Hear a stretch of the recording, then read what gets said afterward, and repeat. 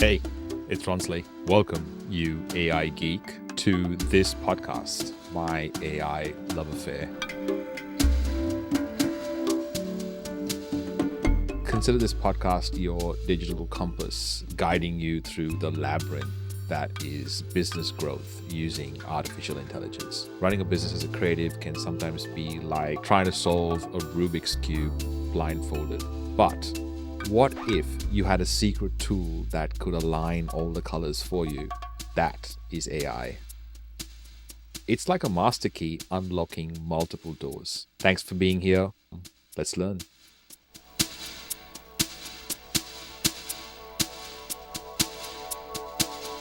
Ladies and gentlemen, welcome. It is a beautiful Sunday and I'm excited to record for you.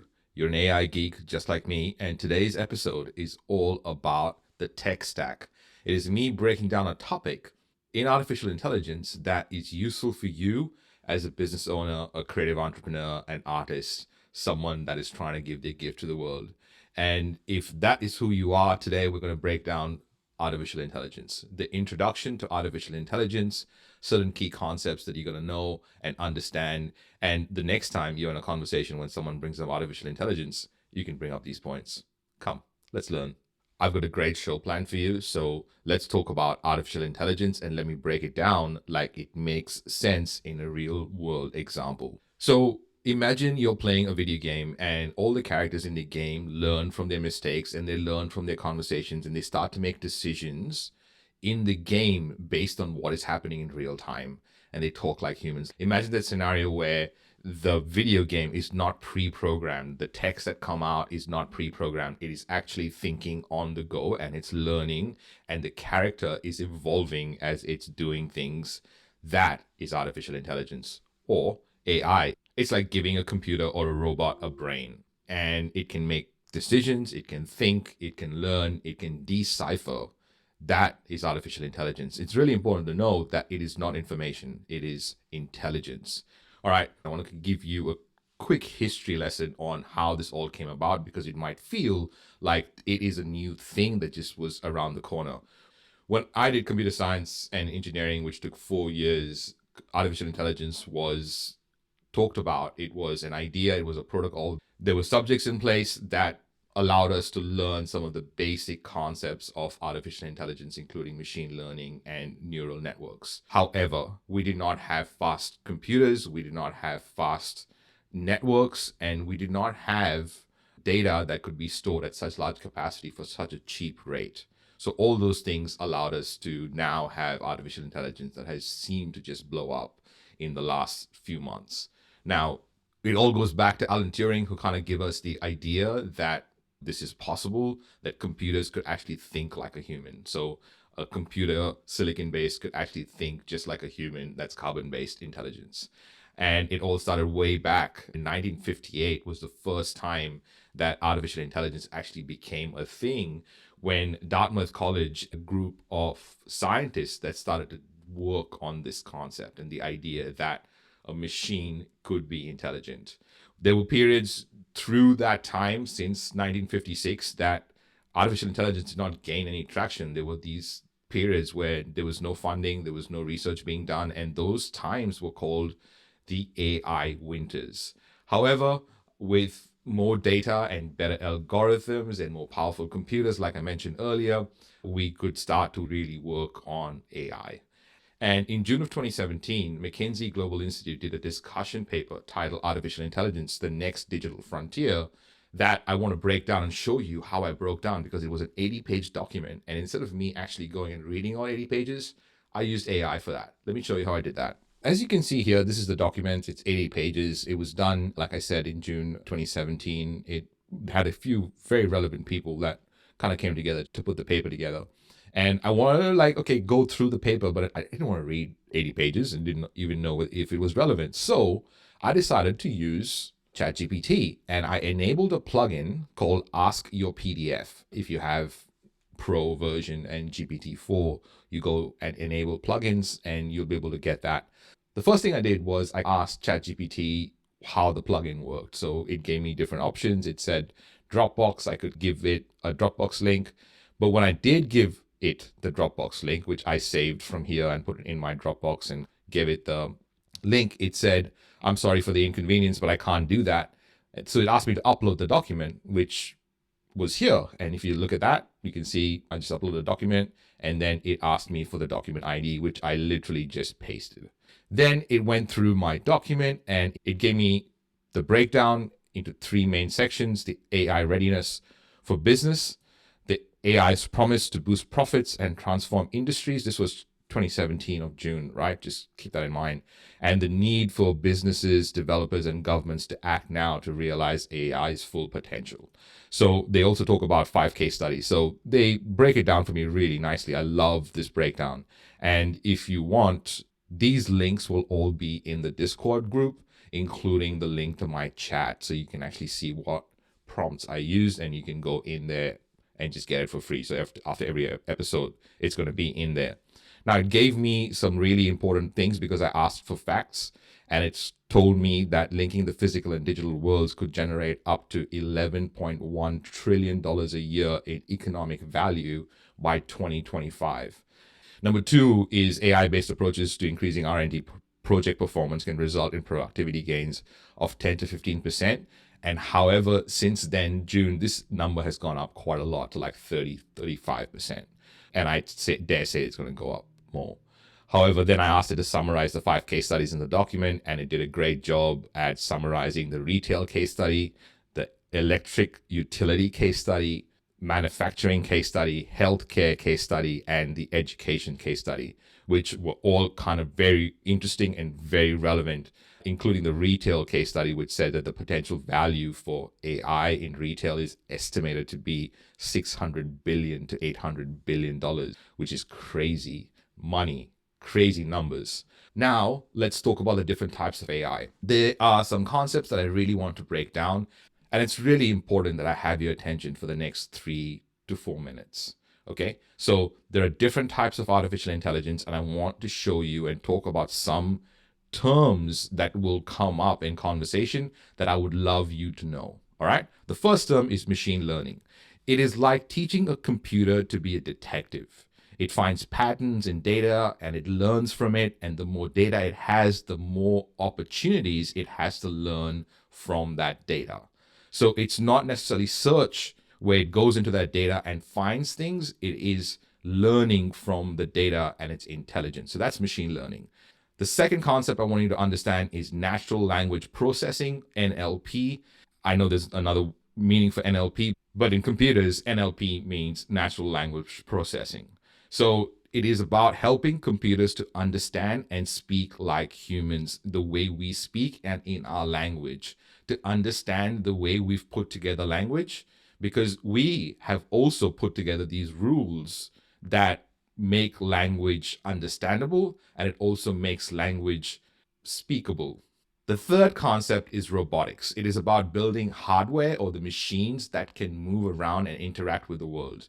Now, it's very different, so don't mistake artificial intelligence and robotics. Do not use them as synonyms because they are not synonyms. Robotics is about building the machines that can move and interact with the world. If you layer artificial intelligence on robotics, you have intelligent robots. So there's a difference, okay? The fourth term is computer vision. Computer vision is like giving a computer eyes so it can understand what it sees, which is huge. It looks at the world and it can operate from its sight. Now, this is really important. And when you look at login forms these days, login forms have those tell me if you can see cars or where are the traffic lights in these 8 squares. And what you're really doing as a human is you're teaching the computer to read traffic lights. You're teaching the computer to read cars. You're teaching the computer to read zebra crossing or zebra crossing, depending on which part of the world you're listening to this podcast on. So computer vision is giving computer eyes. And the final concept I want you to learn is knowledge representation. Knowledge representation is like a computer's encyclopedia where a computer stores what it knows. So knowledge representation is the knowledge of the computer. So it can say, okay, this is what I have been learning and this is my knowledge. That is knowledge representation. Let me talk about Jessica Bot because it's going to blow your mind. Do you know? Have you heard about Jessica Bot? Now, this link will be in the Discord group, but this is Jessica Bot. Now, if you're watching this, you should see what is coming up on the screen, but it is a reincarnation of a human as a bot. Someone's wife died and they have put her consciousness as a bot and interacted with her as if she was alive. Now, you'll find this all in the Discord group, all these links, but go check it out. It's quite interesting. It's a simulation of Jessica, love and loss in the age of AI. I hope you enjoy that, but let's move on. Let's talk about why AI is important today. Firstly, AI is a superpowered assistant. It's like we've had this all along. We've had a narrower version of AI, which I'll explain in another episode about the 3 different types of artificial intelligence.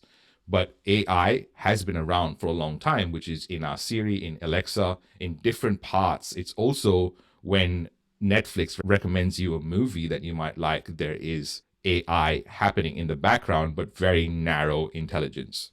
Second point that I want to talk about is businesses use AI or can use AI to make really good decisions. So you can actually go through a lot of data and make better decisions because of how much literature you have consumed to make that decision. For example, AI can predict what products might sell well in the future. It can also predict how your current market could potentially react to something that you could create going forward. So rather than spend all the money in creation, you could actually find that out before creating the product and make better decisions. The third point is that AI can make sense of lots and lots of data. It is really good at the things we're not good at, which is memory, accuracy, speed. We're fast, but we have to train for it. We're accurate, but we have to train for it.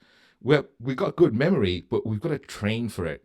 Computers do that just by its nature. So it's like having a super fast reader who can read all the books in the library and tell you the important parts. And I just showed that to you in the Ask PDF concept that I just spoke about earlier.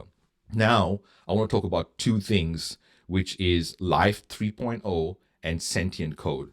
So now that we covered a few concepts, there are a couple of further reading if you'd like to explore this concept. There's a really good book called Life 3.0, which I have listened to twice already.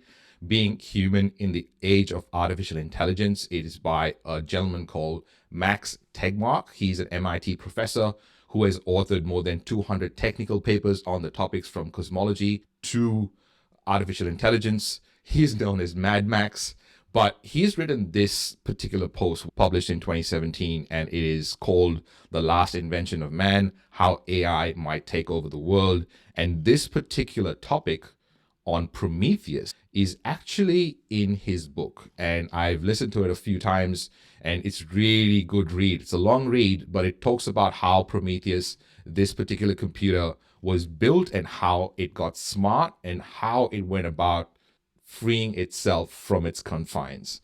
Go check out that link as well. It is in the Discord community. And the last link I want you to check out, if you want to go and do some further reading, it's this article about code coming to life. And it's called Sentient Code, The Journey of AI. Again, I didn't actually want to read the whole thing, so I said, look through this article here and summarize it for me with key takeaways. And it did a phenomenal job at that. Again, you can get this link with all the other links. The article titled Sentient Code is basically a story about a coder working on a cryptocurrency exchange on a remote island. A cosmic event happens, a supernova. It sends energy waves that reach Earth and affect the coder's laptop, flipping a bit of code and giving birth to a sentient AI. They create a sign-up cryptocurrency exchange called Sideshift.ai, and it's a really good read. The creator of the code is Andreas Brecken, and you can check out that link as well in the Discord community. So let's wrap this up. We've combined a lot of things today in our conversation: computer science, technology, even some philosophy, actually. what did I miss? What do you want to learn? Mention them in the comments or on social or even email. Let me know, because I want to be able to be useful in this podcast. Finally, I want to tell you that there are lots of really cool tech stack episodes coming up. They get released every Friday.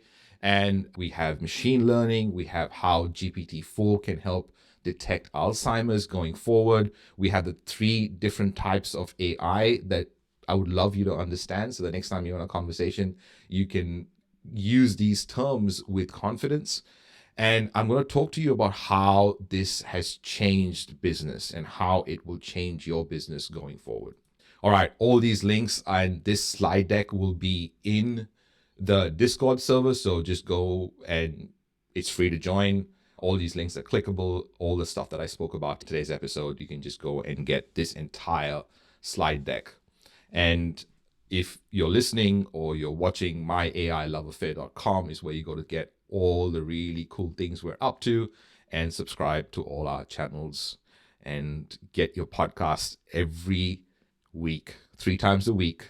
My AI Love Affair. I'm so glad to create this podcast for you. It's really helping me understand my field better, and it's also really helping me layer business over this field of knowledge that I have been blessed with. So I'll catch you in the next episode. Until then, love what you do what you love. Hey, AI Geek. Thanks for listening. Your job doesn't stop here. I want you to lend your voice to the conversation. So you can join those conversations, discussions, new trainings, new recordings, and the rest of the AI Geeks by going to aigeeks.co/Discord. Also, share this podcast with a friend, another potential AI geek. Until then, much love.